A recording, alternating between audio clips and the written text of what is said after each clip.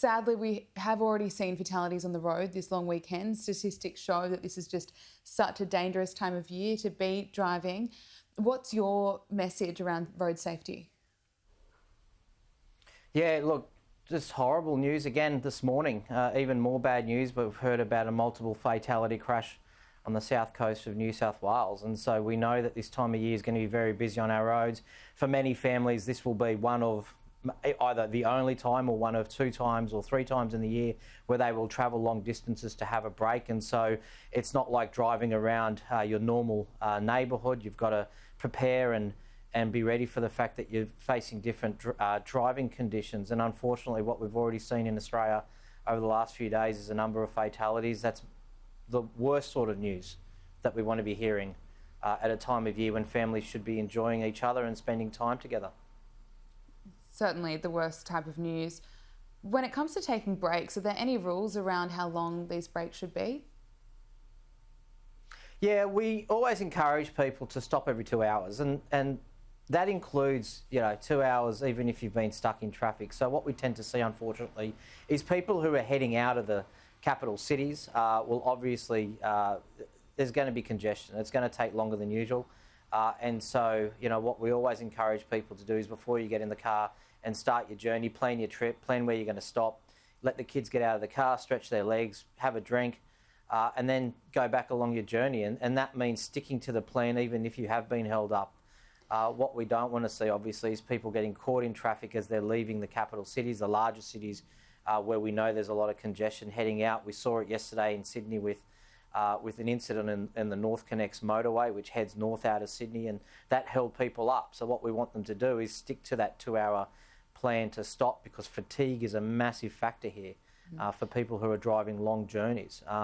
So, plan your stops, stick to your plan, make sure you stop every 2 hours. That alleviates the risk of, you being fatigued and putting yourself and others at risk. And how should drivers be checking their vehicles before they hit the road? Yeah, look, this is an important one, and I think it's one we probably don't talk enough about. We always encourage people to just get their car checked.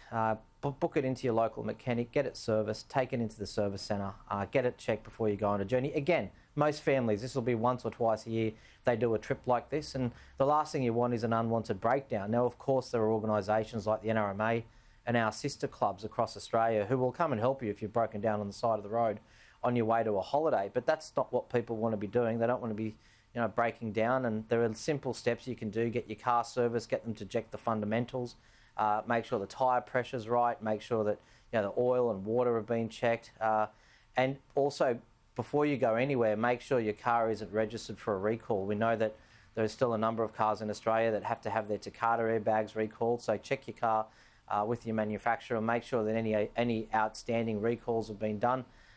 And you take those simple steps and it'll go a long way to making sure you get to where you are and come back and not have any mechanical problems.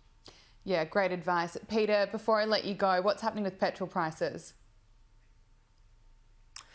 Not good news, particularly if you live in Brisbane and Melbourne, where the average price right now is about $1.65. So we're starting to see some horrific price boards across the country. Sydney has stopped quite stubbornly at $1.33. It's been like that for a few days. Adelaide has plummeted, which is great news in Adelaide. So the average price in Adelaide right now is about $1.30. Perth starting to fall. And outside of the capital cities with price cycles, the prices have been pretty consistent. You're probably going to see prices around the 130s or 140s. But certainly, Brisbane and Melbourne, just stay right out of the servos if you can, because those prices are crazy. Peter Khoury, appreciate your time this morning. Cheers.